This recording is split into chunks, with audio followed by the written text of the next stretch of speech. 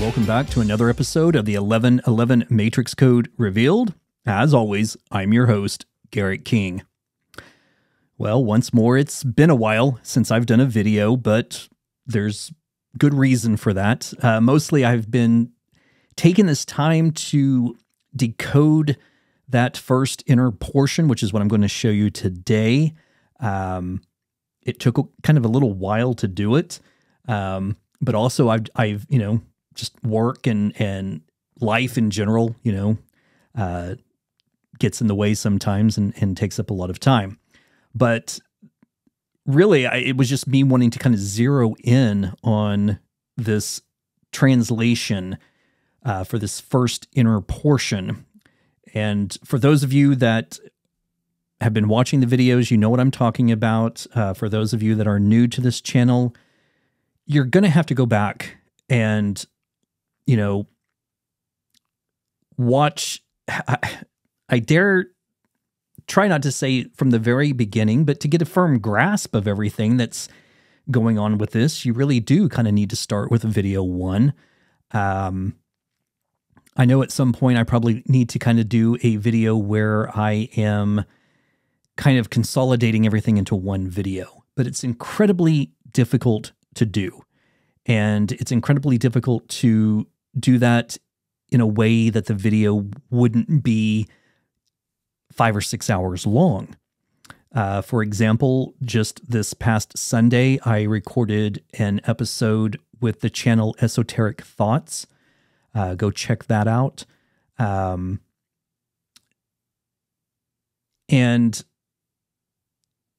I was kind of allotted an hour and a half to to kind of give a rundown of everything. And it's almost impossible. I mean, well, it is impossible. It's absolutely 100% impossible to show every single thing, every single connection in an hour and a half. It's just not possible. So, some of the people that watch that video just start making assumptions about things without really knowing the whole bigger picture. And that's fine. They can either take the time to go back and watch, my videos and try to get it like a better understanding how all of this came to be, or not. It's entirely up, to those people. And it's no fault of anyone, I understand, only being given an hour or an hour and a half, because attention spans are not what they used to be. People just can't sit for very long and, listen to a shit ton of information, and especially this type of information that just becomes so overwhelming so quick. And I get it. But at the same time, it's like, sometimes you just want to say to people, don't just assume straight out of the gate that you know what's going on and how everything came to be the way that it is, when you haven't taken the time or made the effort to watch, listen, and learn. I did respond to one of the comments that someone had left, and I said, I was given an hour and a half to try to condense everything into it. And with just that small portion,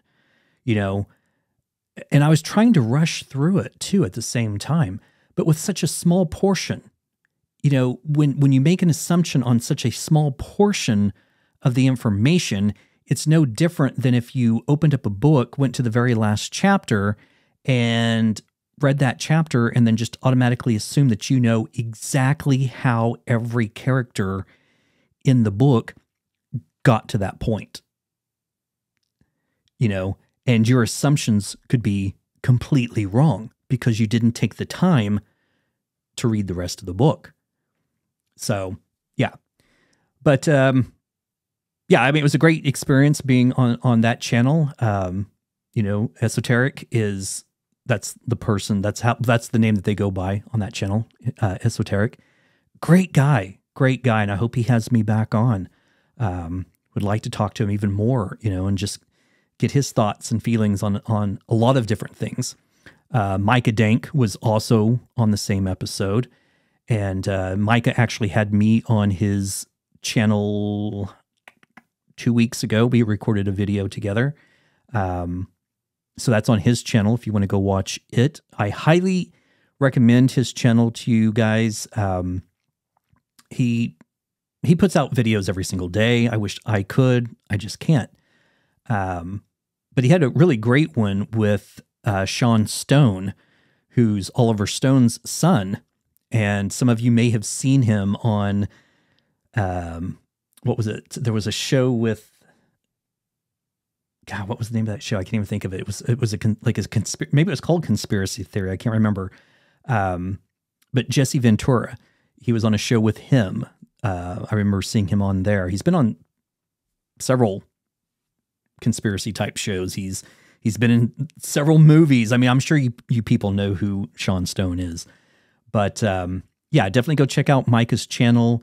You know, check out the video that we recorded together. Check out all of his videos. He's got great information. Great information. So, where are we going to go from here? Yeah, let's just jump into this. And again, like I said, many times before, if you are new to this channel and you're just jumping in on this video, it's not going to make any sense to you. And you really need to go back several videos. And again, I hate to even say going back to the very beginning, but to get a broad understanding, a complete understanding of how all this came to be, it's really what you need to do to really get a firm grasp of this whole entire thing. But, and I know there's a lot. There's 42 videos and some of them are quite long. It's just, that's the information. But if you're just jumping in on this video, it's not going to make any sense to you. But for those of you that have stuck around, for those of you that have watched my videos, you'll know exactly what I'm talking about and where I'm coming from. And I don't want to have to keep backtracking on each one of these videos and explain how I got to this point. You know, I've already explained it. It's in previous videos. So again, if you're new, stop the video now and go back several videos and start, you know, 2 or 3 videos back to get a better, firm understanding. To get an even better understanding of where these numbers came from, then go all the way back to video number 2. Okay. And just watch and have an open mind and, you know, just try to absorb the information, try to, again, like I said, have an open mind to it, and don't just write it off immediately because you're making, you know, assumptions about how this all came to be. I'm finding more and more people doing that, and you know, I can't stop them from doing it. But again, you know, if you really want to know, take the time to educate yourself and watch, listen, and learn. So yeah. All right. For those of you, like I said, who have been following along, I demonstrated in a couple of videos back how I had applied the 1111 matrix code numbers to the Bible code. And I demonstrated how I arrived at doing this particular split and how these certain letters were selected. They were selected by using the numbers in the 1111 matrix code. So last time I showed what the surface level message was. And again, if you're new, that's not going to make any sense to you. But for those that have been following along, you know what I'm talking about. So in this video, I'm going to show you the message, the first inner message. Now, this is the message where all of the letters begin to line up, straight up and down, okay? It's a very crazy message that came through. It's kind of long, not too terribly long, but it's kind of long. But it's just extraordinary that it even says anything at all. But what it says is extraordinary. So let's just go ahead and pull it up here. Okay, so this is the inner portion. And let me go ahead and just open up the Keys to the Bible program to show you. This is when I got to the skip number of 370, okay? That's when all of the letters began to line up. And as I continued going down the string of numbers, we began to see that they go on for quite some time, and then they jump over here and continue going down over here to the far right. Whoops. Move the wrong window thing. Okay. But if we scroll over, we can see that we have another vertical line here. So this was all the letters that were selected, and this was literally taking each line that had a selected letter on it and reading the letters from right to left.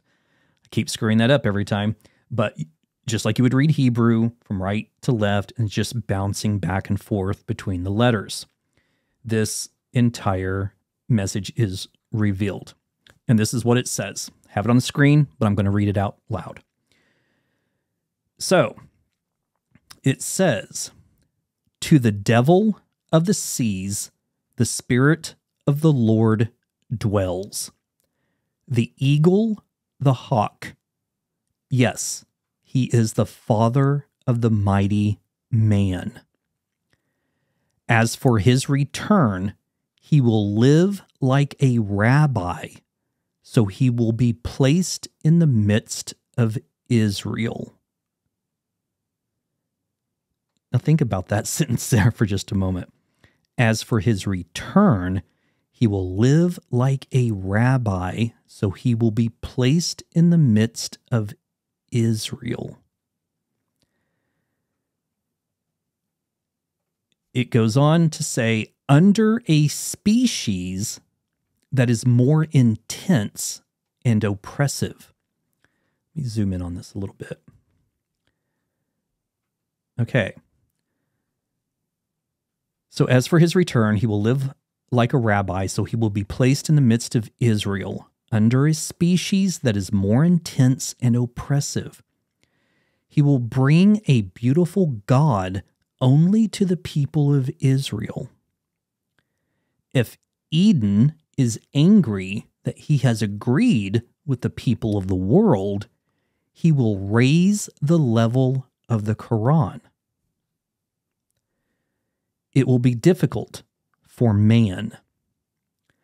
The light was extinguished by fire, and the earth was destroyed.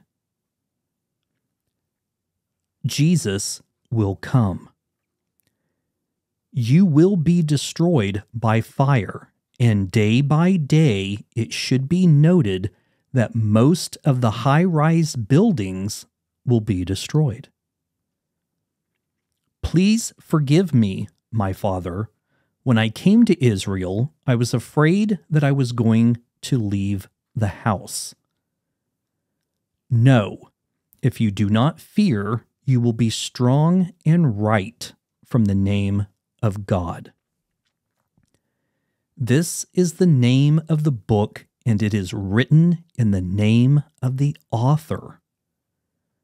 Moses bowed down to Yahweh as a servant to the Israelites and to God.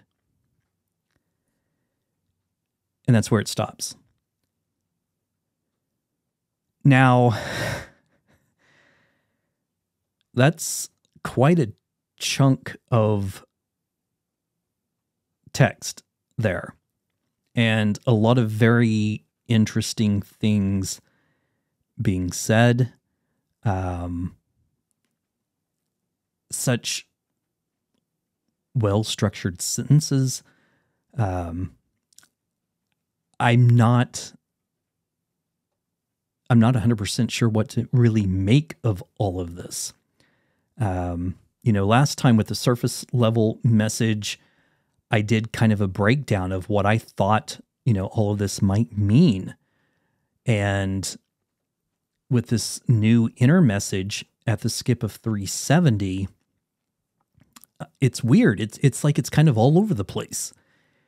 And what's even more interesting about this is I had a dream, and I talked about this on the channel Esoteric Thoughts. I had a dream in which, in my dream, the Torah was in a cube, and it was just like a Rubik's Cube, okay? There's really no other way to describe it. But what it was demonstrating was that you could turn any portion of the Torah, and by doing so, a new version of the book was being laid out. And in my dream, I could literally read what was being said. And I was fascinated, because it was just like a Rubik's Cube. I mean, literally, like you could turn the top portion and then look at that face that was, facing you and read the story. And then you could turn like the middle portion of it and it would completely change what was being said. Now, what sucks is that when I woke up, I could remember the basis of the dream, but I couldn't remember what I had read. Not a single ounce of it. No clue. I have no clue, no memory of what it actually said. I just know from the feeling and the thoughts that I recall from the dream that I was able to read it, and that I was just amazed by what it was revealing.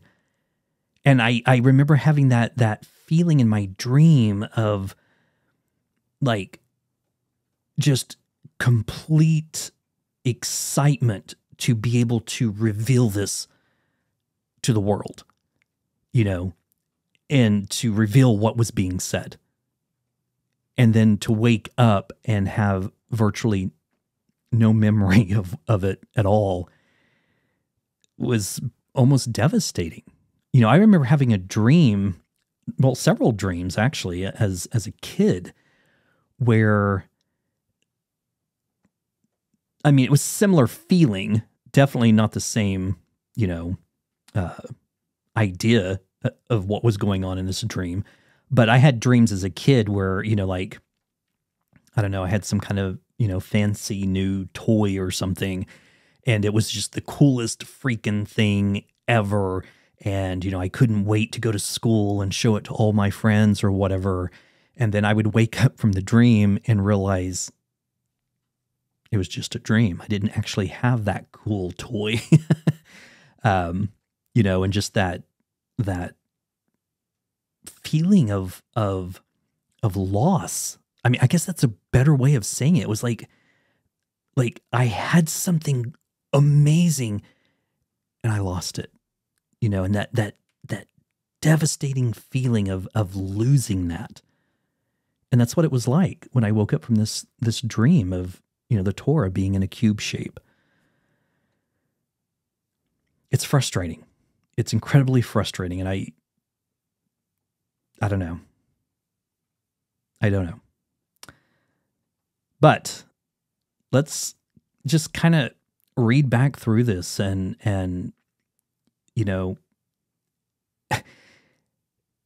kind of look at this, because, even as I'm looking at this, even as I was reading through it, it was giving me that kind of excitement feeling that I had in the dream, because as we can see here, we have such clear sentences and phrases, but they seem to be segmented, okay? Which leads me to believe there's obviously portions missing, okay? Because it starts out, literally, it just starts out, to the devil of the seas, the Spirit of the Lord dwells. The eagle, the hawk, yes, he is the father of the mighty man.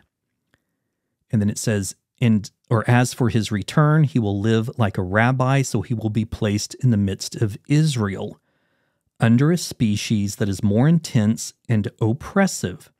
He will bring a beautiful God only to the people of Israel. Now, all of that seems to kind of go together. But then suddenly it jumps into this sentence about if Eden is angry. Now, it's weird that it says if Eden is angry, because it almost makes it feel like Eden. Like when I first saw Eden, I'm thinking, okay, Garden of Eden. But how does a garden become angry? Unless, again, it's some kind of parable, some sort of metaphor for something, I don't know.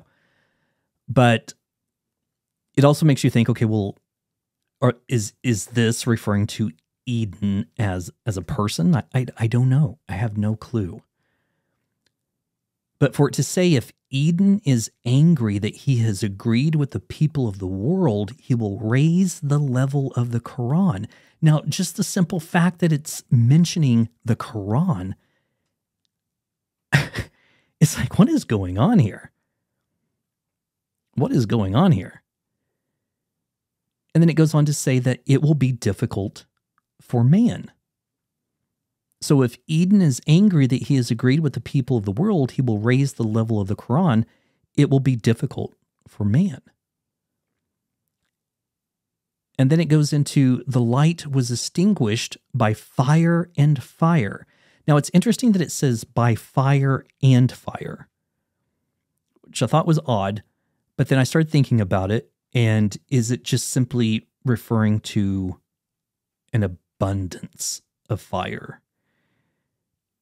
And again, it makes me think back to the possible reset in 2058 with a solar flare. So the light was extinguished by fire, and the earth was destroyed. And then it simply says, Jesus will come. Now that does fit in line with everything that I've been saying about a solar flare and the sun in the sky, Jesus being, not just S-O-N, but S-U-N. And then it clearly states you will be destroyed by fire. And the most, well, not the most interesting, but one of the most interesting lines is, and day by day, it should be noted that most of the high-rise buildings will be destroyed. Now, interesting that it says most, not all, most. Now, what could be the difference here? I don't know. I've thought of many different things. So it's saying high-rise buildings will be destroyed, but could it be referring to any large structure that was built, including the pyramids. I mean, technically, they would be a building, and they're quite large and quite tall. Don't know. I don't know, folks. I mean, I cannot give you any answers. I don't have them. I'm just showing you what I've found here. And then for it to immediately jump into this, that was a weird ding. But for it to jump into this, please forgive me, my father. When I came to Israel, I was afraid that I was going to leave the house. So, I mean, that's a weird sentence, but then it's almost like the next sentence is a response to that one, because it says, no, if you do not fear, you will be strong and right from the name of God. But then it goes on to say, this is the name of the book, and it is written in the name of the author. Now, think about that for a second. So the Torah, the first 5 books, is considered to be written, or, that it was dictated to Moses, and he is the author of those first 5 books. Now, to tie that in is the next sentence and the last sentence where it says, Moses bowed down to Yahweh as a servant to the Israelites and to God. So you can see where portions of this seem to fit together, but at the same time, reading it straight through, you can see where it's segmented. It's like certain portions need to be, think of the whole Rubik's Cube thing. Certain portions need to be turned to another side to line up with what's being said.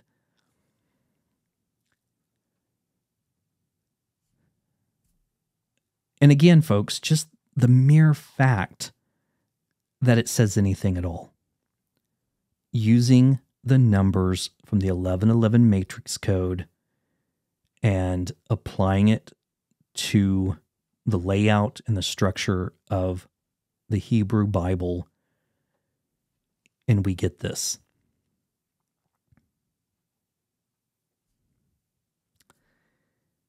Yeah. Again, I don't have answers for you. I don't know what any of this means. I just can't escape this feeling that there is something missing. There's a portion missing. And who knows, maybe it'll be revealed when I do the inner message when I get to 740. Because remember, let's come back to the Bible code here. So remember, when we change the matrix width from 370 to 740, those letters that are highlighted and selected change. So therefore, this could say something entirely different. Now, let me show you something here. So we have a vertical line here and here. Scrolling over, we have one here that's made up of just 4 letters. And then if we keep going, we have 2 more lines over here, and then one starting right here, starting to go down. And let's just scroll back over. Whoop, went too far. We can see that we have, again, some more in the middle at line 121. Interesting. 121. Isn't that 11 times 11? Yep, most certainly is. So yeah, we have this whole entire line at 121. And then coming back over here, we have this line all the way here at the beginning. So it's taking each one of these letters and just reading it from right to left, back and forth, and making sure to stay on the exact same line and capturing every letter that's highlighted in red. So it'll be interesting to see when I get to this portion, the 740 portion, of what it's going to say. It would be amazing if what it says fits into what is being said here. Again, won't know until I get to that point where I start decoding it. Or translating it, I guess I should say. Because this was a total bitch to translate. And I moved this from Google to do it in Hebrew, back and forth multiple times, and got the exact same translation. So I feel pretty good about it, and think it's, going to be as accurate as it can be at this point. So, but again, once I start on this inner message at 740, that skip of 740, hopefully it doesn't continue this sort of segmented structure. Hopefully it will come together in one unified piece, but I don't know. Now, very quickly before I wrap this up, I had that thing happen again a couple of days ago where I was just sitting here and like one of those random thoughts appeared in my head. And very strangely, the thought was to divide the by 5. Okay. That's all the thought was. Divide the Torah by 5. And it really, it made no sense to me, because technically the Torah, the first 5 books, are already divided by 5. I mean, they're already in 5 separate books. It starts with Genesis, and there's Numbers and Deuteronomy, and I'm tired right now. I can't just name them all off the top of my head, but there's the first 5 books. So I was like, what could this possibly mean? I mean, there's already 5 books. How am I supposed to divide it by 5? They're already divided by 5. So I started looking at how many words there are in the Torah. And then I started looking at, which I already knew the answer to this one, but how many letters are in the Torah. And there's 304,805. And so with that in mind, I took that number, 304,805, and divided it by 5. And what we get is this number, which is 60,961. This number just happens to be a prime number. Okay, it's only divisible by 1 and itself. So this is a prime number. When you do that, so here is the complete Hebrew Bible in this program with a current skip of 740. Okay, so just with a skip of 740, it gives us a width of 740, and what is the height here?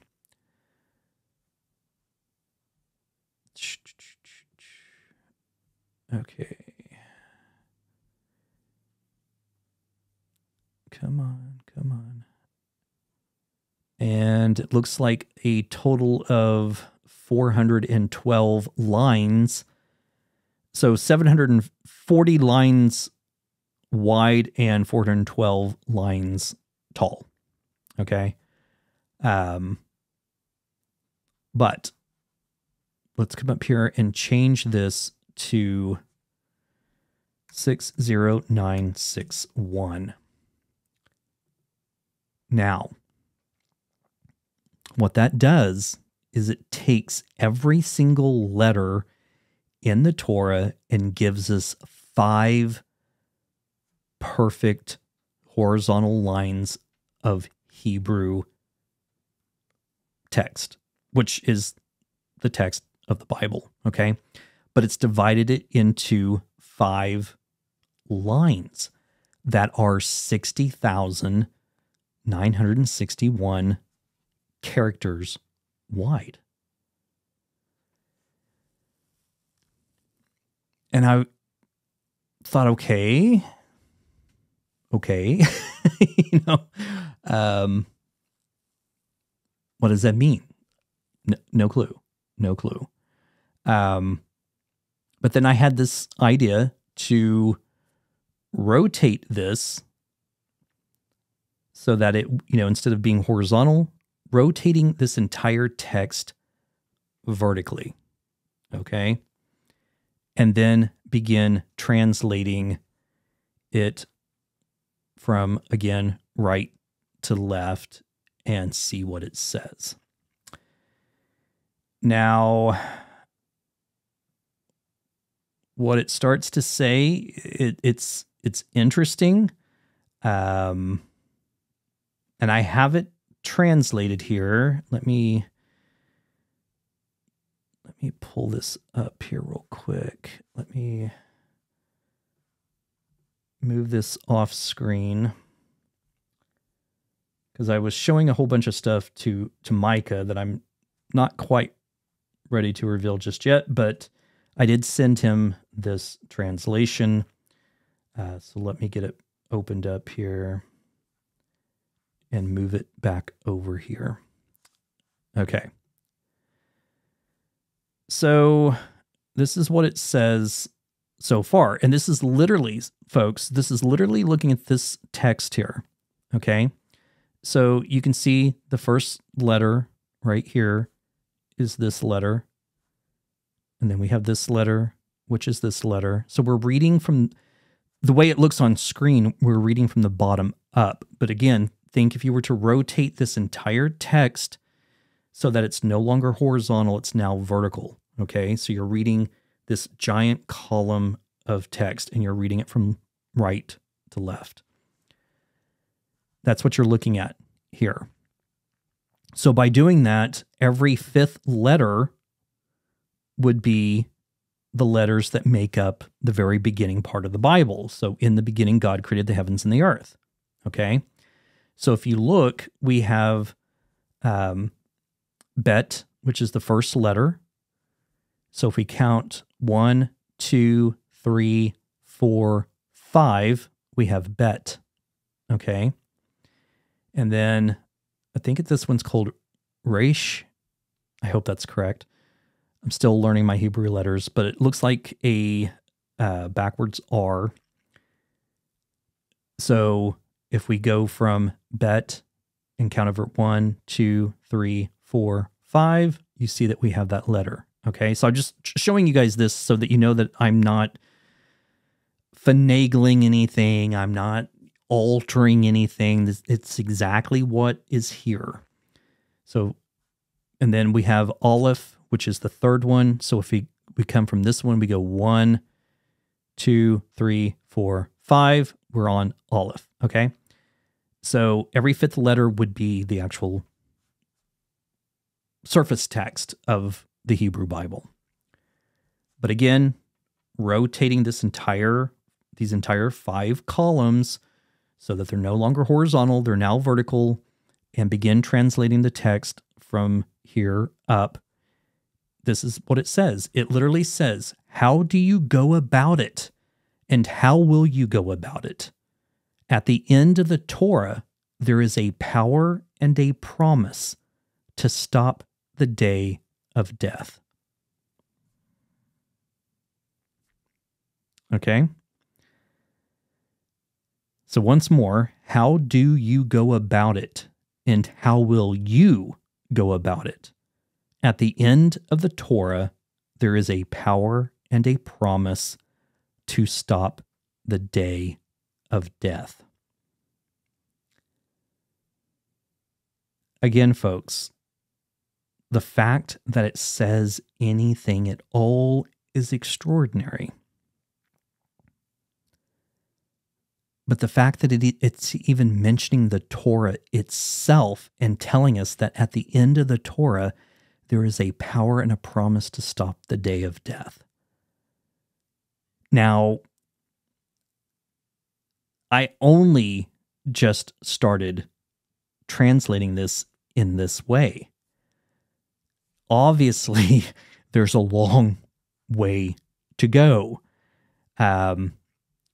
I just wanted to kind of show you this because after I finish translating how the letters line up with the skip of 740, I will then move into this portion, this portion, and see what this reveals.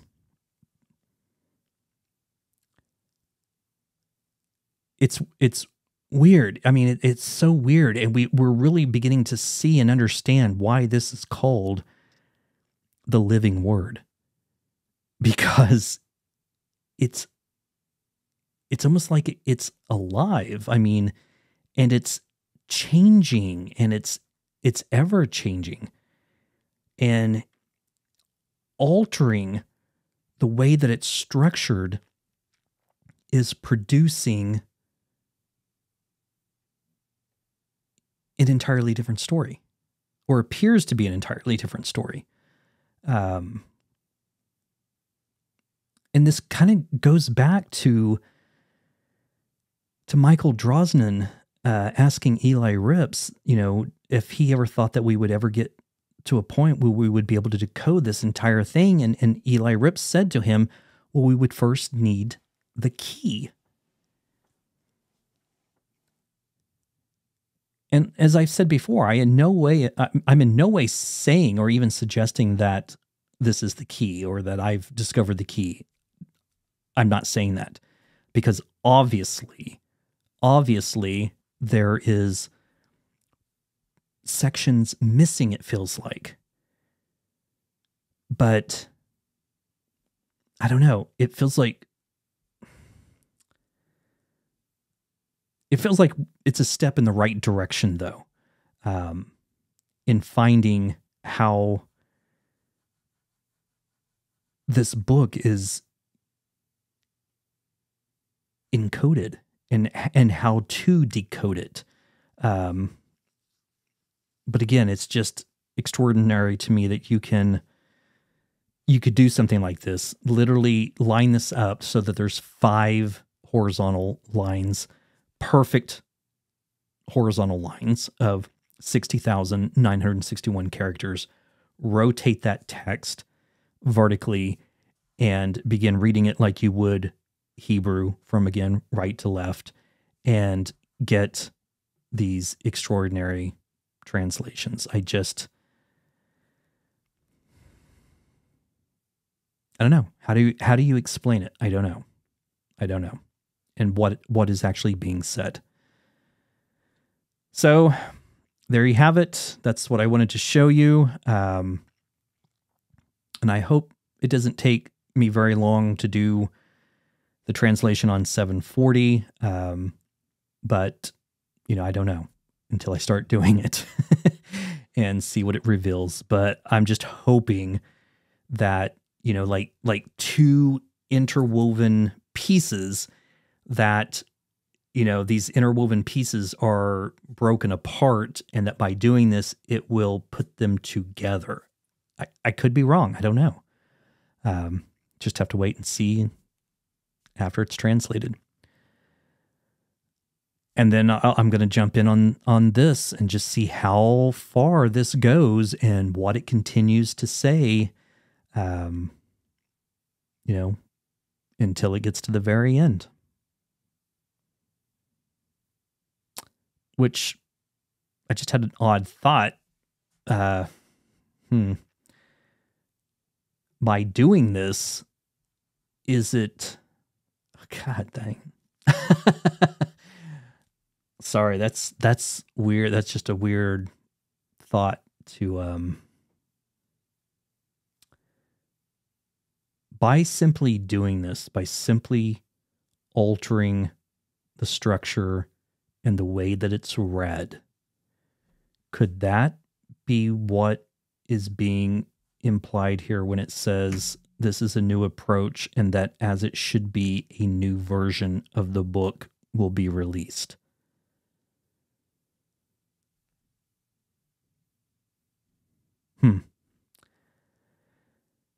Yeah, well, that's something to sit on and think about.